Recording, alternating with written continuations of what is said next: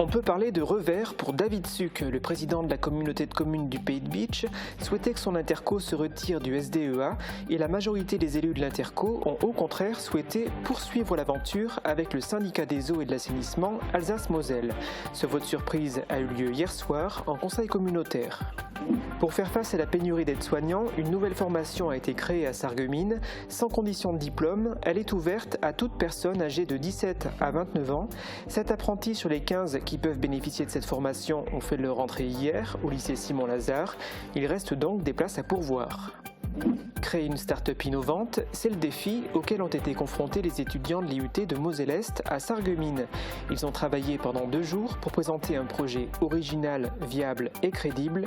Les meilleures équipes ont été récompensées.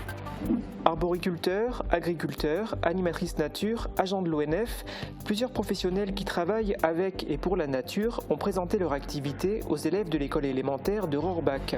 Ils participaient ainsi au Forum des métiers de la nature organisé par le Conseil municipal des jeunes de Rohrbach dans le cadre de la Semaine européenne du développement durable. Ce week-end, plusieurs fermes de l'arrondissement ouvraient leurs portes au public dans le cadre de la tournée des fermes organisée par la même. Parmi les exploitations participantes, il y en avait une qui sortait du lot et qui prenait part à cet événement pour la première fois, l'horticulture Litzenburger à Biesbrück. Sur place, les visiteurs ont récolté des conseils pour prendre soin des plantes. Culture toujours, mais artistique cette fois, la saison culturelle de Sarreguemines a démarré vendredi dernier. Le public a assisté au spectacle Magic Mozart et découvert une troupe de comédiens, danseurs et acrobates et un compositeur réincarné qui voyageait dans les couloirs du temps. L'occasion pour Mozart de rencontrer d'autres personnalités de renom.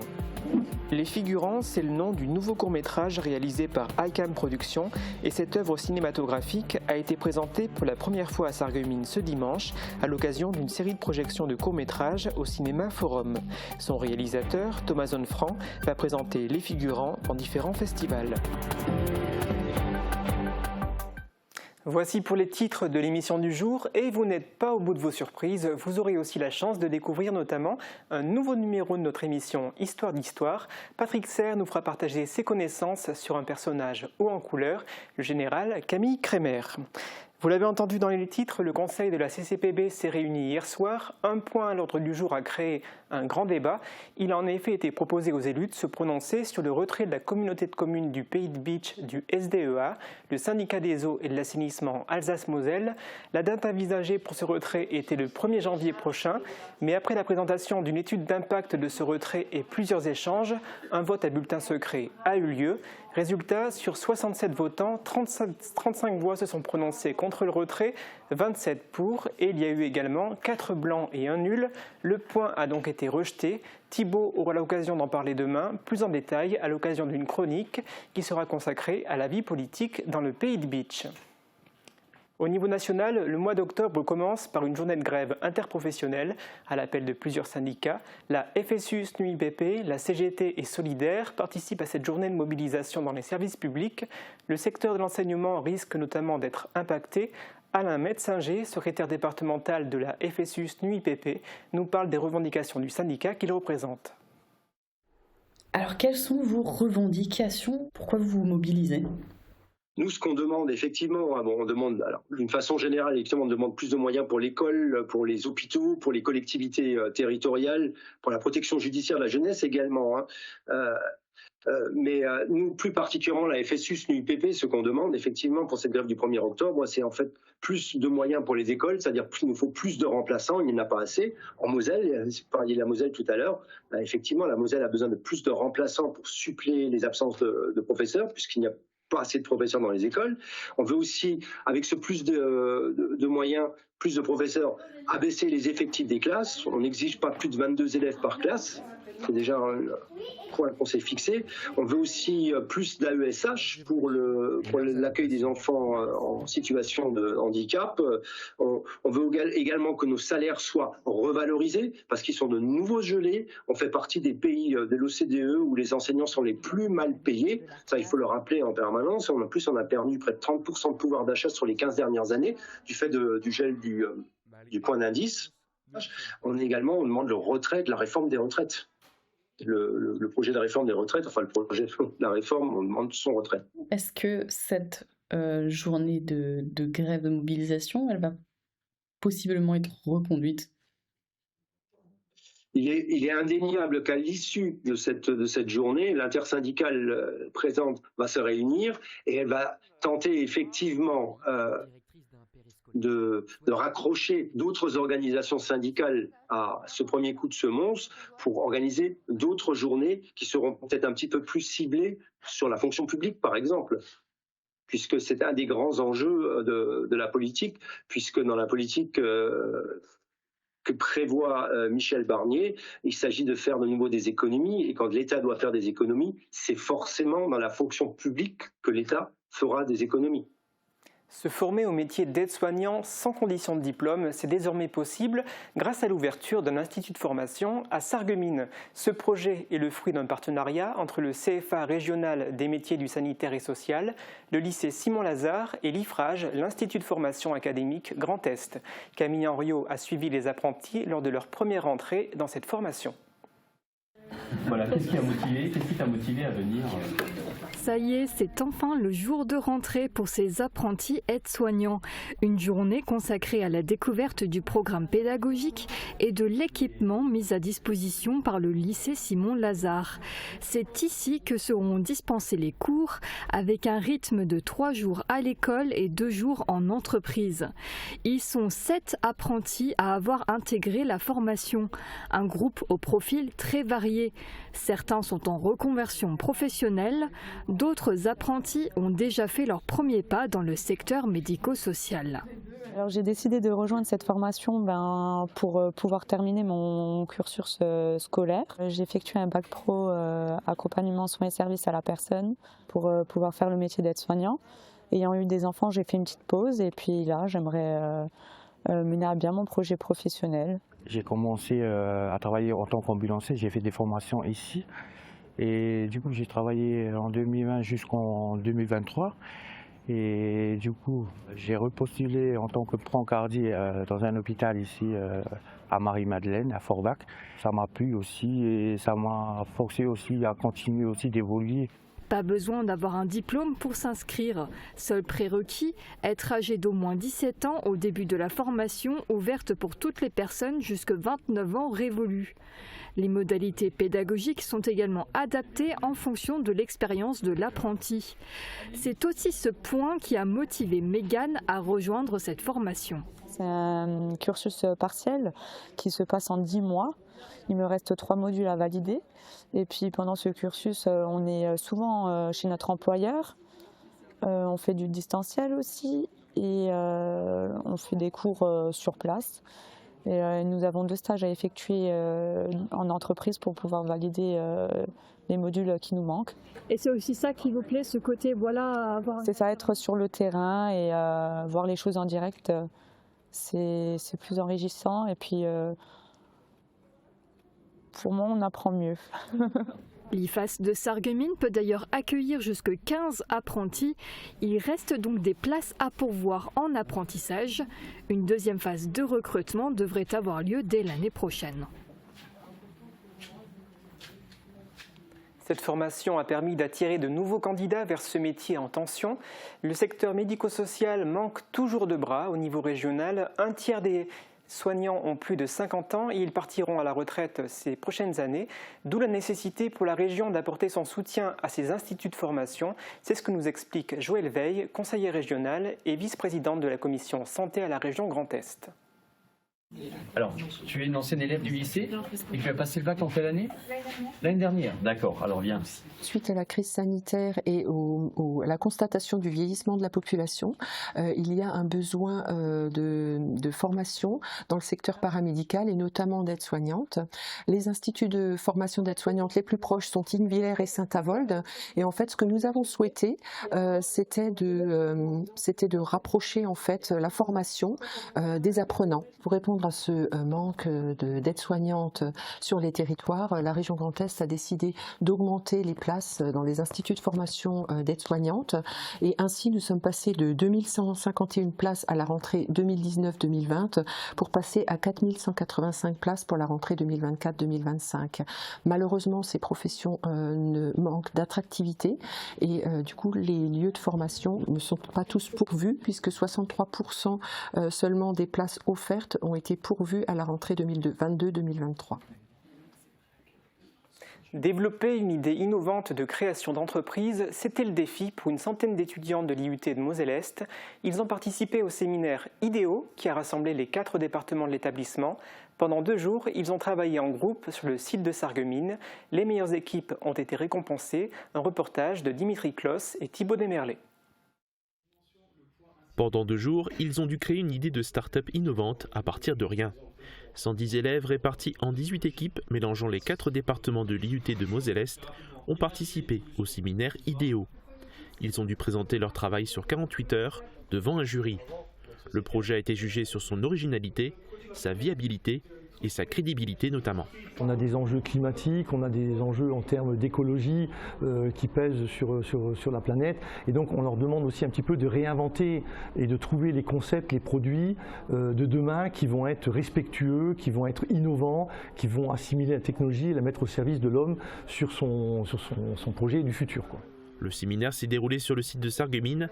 Les étudiants ont formé les équipes sans se connaître au préalable et étaient encadrés par des enseignants. Le but est aussi de leur enlever leurs appréhensions sur la création d'une entreprise. Le but de l'exercice est surtout de leur montrer déjà qu'on peut créer une entreprise assez facilement. C'est pas réservé ni à une élite. À un moment, si on a une idée et qu'on a envie de la développer, et on voit que qu'on peut se faire accompagner, qu'on peut se faire aider. Donc on veut un peu démystifier cet aspect de création d'entreprise. Les 3 premières équipes du palmarès de créateurs d'entreprises innovantes ont été récompensées pour leur travail. Sensibiliser dès le plus jeune âge au développement durable, c'est l'une des solutions pour tenter de préserver l'environnement. La commune de Rohrbach-les-Bitches a participé à une opération européenne sur ce thème. Plusieurs intervenants sont venus présenter leur métier aux écoliers de la commune. Un reportage d'Emilia Zell. Certains sont venus présenter leur métier aux écoliers de Rohrbach accompagnés de plantes et de fleurs. Chez nous, les arboriculteurs, c'est comme je viens de le dire, on travaille avec les petits arbres, donc on plante des arbres. Donc on prend des arbres, on doit faire des trous, on doit les planter. Dans le cadre de la Semaine européenne du développement durable, le conseil municipal des jeunes de Rohrbach a organisé ce forum des métiers de la nature. La commune a voulu cette année innover avec des actions de sensibilisation pour le grand public et les plus jeunes. Donc le forum des métiers de la nature s'inscrit dans une sensibilisation des plus jeunes où on va essayer d'expliquer aux plus jeunes les caractéristiques des métiers de la nature. Les intervenants ont fait le tour des classes du CP au CM2. Les 150 élèves concernés ont pu rencontrer un arboriculteur, une animatrice nature des Chabots, un agriculteur, une agricultrice et un agent de l'ONF. La formule a su intéresser les enfants. Cet après-midi, j'aimais bien la personne, les Chabots, c'était intéressant et ce qui m'a plu, c'était quand elle expliquait ce qu'on faisait, se promener dans la forêt, montrer des exemples. Et j'ai bien aimé les agriculteurs parce que c'était le meilleur des 2 qu'on a déjà vu, pour moi. Et après, ils ont dit qu'on pourrait peut-être faire une sortie à la fin de l'année. C'est la toute première fois que Rohrbach organise ce type de forum des métiers et qu'elle participe à la semaine du développement durable. Des petits bénévoles chasseurs de déchets sont partis nettoyer les rues de Hambach. 16 bambins du périscolaire L'Arche des Enfants ont participé à l'opération Nettoyons la nature, organisée depuis 25 ans par les centres Leclerc. Le but est de mobiliser chaque année des volontaires pour agir pour l'environnement. Les enfants ont fait une petite boucle dans la commune et ils ont fait des trouvailles que l'on se passerait bien de rencontrer dans l'espace public. 10 fermes de la région ont ouvert leurs portes ce week-end. La même a organisé l'événement, la Tournée des fermes. Plusieurs exploitations de notre territoire ont proposé des animations et accueilli le public pour faire découvrir leur travail et leurs produits. Un nouveau lieu était convié pour cette manifestation, direction Bliesbruck, pour le découvrir. Quand on pense à une balade dans les fermes, on ne pense pas en premier lieu à visiter une horticulture. Pourtant, pour la première fois, un arrêt est proposé à l'horticulture Litzenburger sur les hauteurs de Bliesbruck dans le cadre de l'événement La Tournée des fermes. L'exploitation participe depuis plusieurs années au marché de la Memme. L'association mosellane d'économie montagnarde a proposé à Élodie Kiffer de participer à cet autre événement. L'agriculture, c'est travailler avec du vivant. Et donc moi, je produis des plantes. On part de la graine ou de boutures et on les fait grandir dans nos serres pour ensuite les vendre directement aux particuliers. Et c'est aussi prendre un peu plus le temps d'expliquer comment on fonctionne et comment on travaille en fait au sein de l'entreprise. Dimanche, Élodie a donc accueilli le public dans l'exploitation familiale. L'horticulture a été créée à sa naissance et depuis 2021, elle en a repris les rênes. La production est menée en fonction des saisons. Les visiteurs ont pu découvrir les plantes d'automne comme les pensées, mais aussi en savoir plus sur son fonctionnement, notamment sur la limitation de l'usage des pesticides et les traitements alternatifs. Alors quand on parle insectes au jardin, est-ce que vous y connaissez un peu ou pas du tout? Un petit peu. Alors, des choses qu'on connaît. Si je vous montre ceci, est-ce que vous pouvez me dire ce que c'est? Là vous retrouvez mon site internet, il y a aussi la page... C'est pas des larves de coccinelle? Bonne réponse, effectivement, ce sont des larves de coccinelle. Alors on peut les trouver de manière spontanée au jardin, ou là dans le cas de l'entreprise horticulture Litzenburger, elle achète auprès de fournisseurs ces insectes qu'elle va lâcher dans les serres. Pourquoi? Pour qu'ils viennent manger par exemple les pucerons, afin de diminuer l'utilisation des produits chimiques de synthèse. En complément, des animations pour les enfants étaient proposées, ainsi qu'un petit marché d'artisans et producteurs locaux. Culture toujours, mais au sens artistique du terme. À Sarreguemines, la saison culturelle a démarré sur les chapeaux de roue avec Magic Mozart, un spectacle qui met en scène des comédiens, danseurs et acrobates. Un reportage de Camille Henriot et Julia Bitran.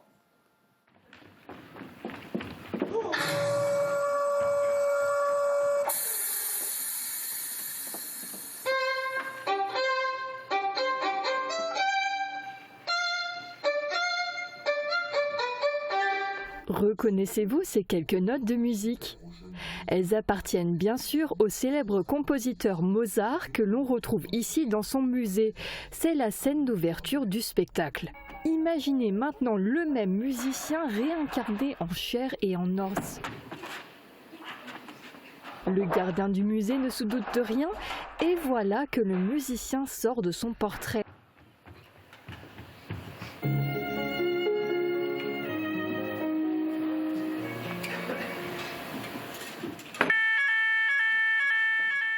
Une course-poursuite s'engage avec le gardien du musée. C'est le début d'un long voyage dans le temps. Et c'est grâce à un enchaînement de danse et d'acrobatie extraordinaire que la troupe de comédiens nous transporte à travers les différentes époques culturelles.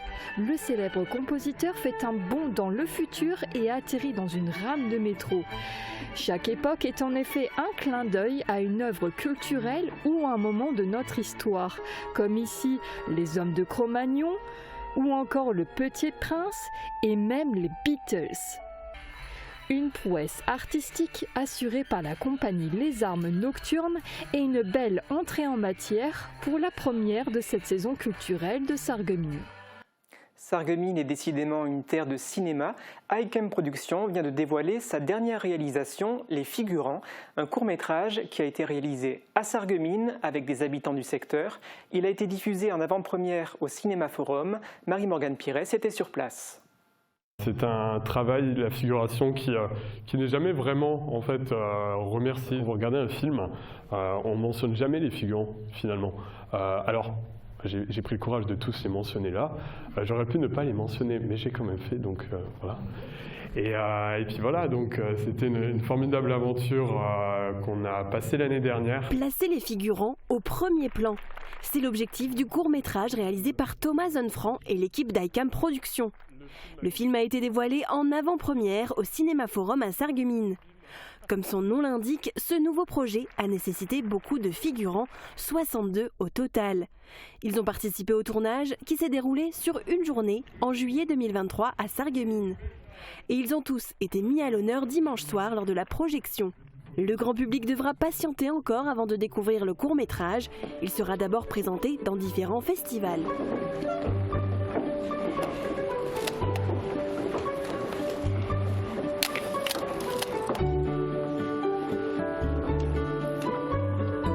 Six autres courts-métrages tournés dans la région ont été présentés lors de la soirée projection organisée par Icam Productions en présence des équipes des films.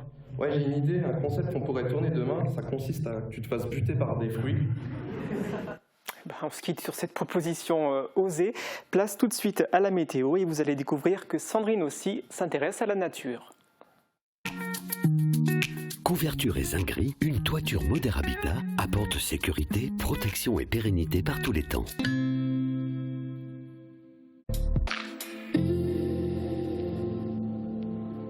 Bonjour tout le monde, les 27, 28 et 29 septembre se sont tenues les journées Nettoyons la nature. Et elles sont organisées depuis 25 ans par les Centres Leclerc. Cette opération a pour but de préserver l'environnement, mais surtout de sensibiliser le grand public et notamment les enfants. Et ce type d'opération se multiplie. En septembre a lieu également le World Cleanup Day qui avait déjà été organisé sur notre secteur, ou encore l'opération J'aime la nature propre, initiée par la Fédération nationale des chasseurs et qui a lieu généralement en mars. Et parfois ce sont les communes elles-mêmes qui font appel aux bénévoles pour nettoyer les rues comme à Sarralbe où un nettoyage de printemps avait eu beaucoup de succès. Des initiatives remarquables et qu'il faut saluer si nous voulons que la nature nous le rende bien. Comme par exemple en nous offrant quelques éclaircies. Mais pour ça, il faudra attendre demain après-midi. En matinée, quelques nuages laisseront échapper un peu de pluie, mais on pourra ensuite profiter d'un temps plus sec comme aujourd'hui. Côté température, les minimales iront de 9 à 10 degrés et les maximales de 12 à 13 degrés. Demain, nous fêtons les légers. Il fera jour de 7h33 à 19h08. Passez tous encore une belle journée et à demain!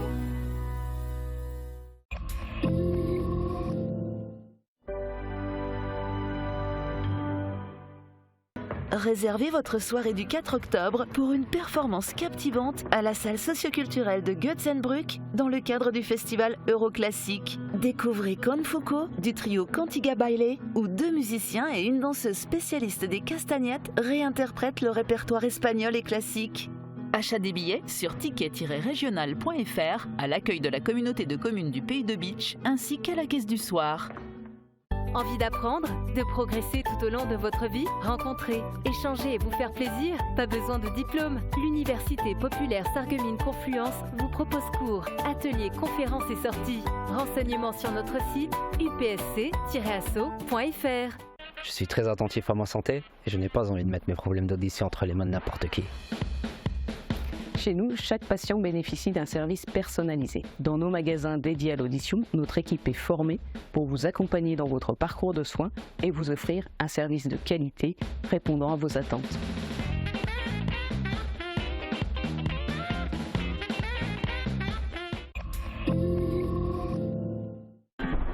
Kommen zum Kaffeekränzle. Wir sind heute wieder im Wald in Mutterhuse.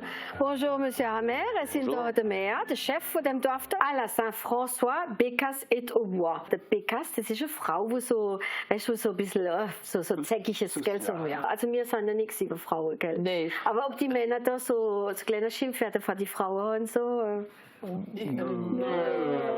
Monsieur Hammer auch nicht? Gut, das schimpfen wir nicht. Es sind da nicht sehr ehrlich. Ich hätte Männer als sagen, die Alt oder die dumme Gunst. Dumme Kuh habe ich auch schon gehört. Und Freckelkrot habe ich auch schon gehört und kleine Auskrot auch. Der Astrid Lindgren, die hat gesagt, los euch nicht unergehen, ihr Frauen, sei ihr frech und wild und natürlich wunderbar. Monsieur le Maire, Mutterhuse, da ist viel Wald. 95% comme ça, nicht nur Wald. C'est l'heure du Café Kränzel. Rendez-vous ce vendredi à partir de midi. Camille Crémer, général au cœur vaillant. Cette phrase n'est pas de moi mais de Victor Hugo. Dans une lettre, il a utilisé ces mots pour décrire l'illustre soldat sarregueminois. Découvrez tout de suite son histoire.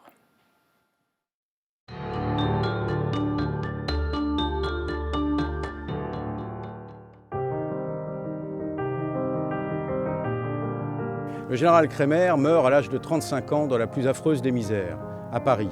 Il est tout d'abord enterré au Père-Lachaise, puis par suite d'un défaut de renouvellement de la concession funéraire, eh bien, le seul monument qui rappelle son souvenir, c'est un monument cénotaphe qui se trouve derrière nous, qui ne contient donc pas le corps du général, mais qui appartient à la famille Kremer et qui rappelle son souvenir.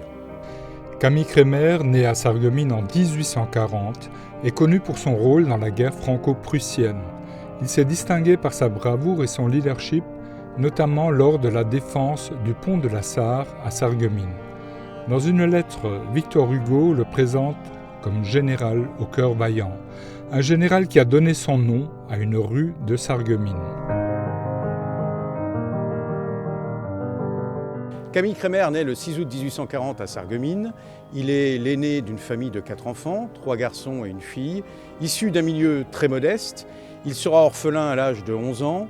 Il passera son enfance ici, dans cette rue, la rue du Quartier à l'époque, aujourd'hui devenue la rue des Généraux Kremer.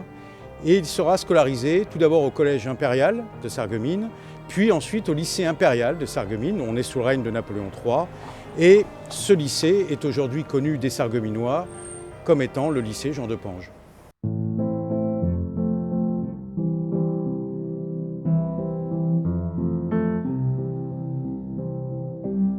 Camille Kremer, après d'excellentes études au lycée impérial de Sarreguemines, va intégrer l'école spéciale militaire impériale de Saint-Cyr. Puis, il poursuivra des études au cours d'état-major.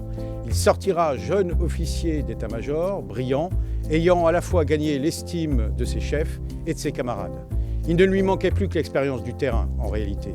Et il la fera au Mexique, durant cette campagne qu'il va intégrer dès 1864 et où il va se battre pendant 2 ans, jusqu'en 1866, en assumant des missions de contre-guérilla. Il sera blessé plusieurs fois, terminera brillamment cette campagne avec le grade de capitaine et sera décoré par Napoléon III.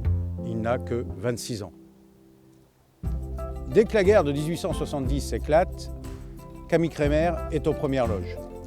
Il est missionné pour assurer la défense du pont de la Sarre et empêcher les Prussiens de venir prendre de flanc la troupe du général Frossard qui est en pleine retraite après la défaite de Spicheren-Forbach. Ça sera le fait marquant de Camille Kremer, ici même, dans sa terre natale, que cette défense du pont de la Sarre à Sarreguemines, toute la journée du 7 août 1870. Il quittera au soir la ville sur ordre, la laissant désormais ouverte à l'ennemi, la rage au cœur, se promettant qu'un jour il viendrait la libérer. À partir de là, le futur général Kremer se retrouvera dans la nasse de l'armée de Metz, trahi par Bazaine, devant faire un choix terrible entre son devoir d'obéissance d'un côté à ses chefs et sa conscience de résistant d'un autre côté. Il aura décidé d'être résistant, de continuer le combat et d'aller s'évader de Metz pour rejoindre Gambetta à Tours et reprendre la lutte. C'est très exactement ce qui se produira à la fin du mois d'octobre, début du mois de novembre 1870. Le général Kremer va libérer Dijon le 30 décembre 1870 et de là, il partira pour la Franche-Comté, s'illustrer à nouveau sur les champs de bataille jusqu'à la fin du mois de janvier. Il terminera cette campagne le 1er février 1871 avec les rangs et appellations de général de corps d'armée. Comme ses camarades républicains qui avaient servi loyalement la République de Gambetta et la défense nationale, il sera malheureusement épuré politiquement par le gouvernement d'Adolphe Thiers au cours de l'été et de l'automne 1871. C'est à ce moment-là, en effet, que le gouvernement Thiers adoptera une loi visant à casser de leur grade ceux qui avaient été promus pendant la guerre pour la défense nationale. Kremer sera rétrogradé au grade de capitaine, grade qu'il occupait à Metz, et il sera relevé de ses fonctions. Kremer ne peut pas l'accepter. Il va adresser une lettre de démission au ministre de la Guerre, ce qui lui vaudra encore des ennuis sur le plan disciplinaire, et finalement aboutira à ce qu'il soit privé de solde et de pension pour la suite des événements. Voici la fameuse lettre que le général adresse au ministère de la Guerre. Nous sommes en novembre 1871. Monsieur le ministre, j'ai donc l'honneur de vous adresser ma démission, me contentant comme récompense de 15 années de service d'avoir mes biens confisqués, mon père exilé, mon frère tué et mon pays natal livré. Tant de bonheur me fait redouter ce que me réserve l'avenir que vous me faites. Et je préfère attendre en simple citoyen l'occasion de refaire la guerre aux Prussiens. Veuillez agréer, Monsieur le Ministre, l'assurance de tout le respect avec lequel j'ai l'honneur d'être votre très dévoué et obéissant serviteur. Signé Kremer, Lorrain annexé et ex-général gambétiste. Pour immortaliser le souvenir du général Kremer dans la rue de son enfance, on a inauguré en septembre 2022 une plaque à sa mémoire qui a été réalisée par les services de la ville de Sarreguemines. C'était un moment solennel samedi au centre-ville de Sarreguemines. Le général Camille Kremer, héros de guerre sous Napoléon III, a été mis à l'honneur pour les 150 ans de la guerre franco-prussienne. Les élus et les autorités étaient présents pour l'occasion. Après le dévoilement de la plaque commémorative et les dépôts de gerbes, une conférence sur la vie de ce héros sarregueminois s'est tenue au Casino des Faïenceries.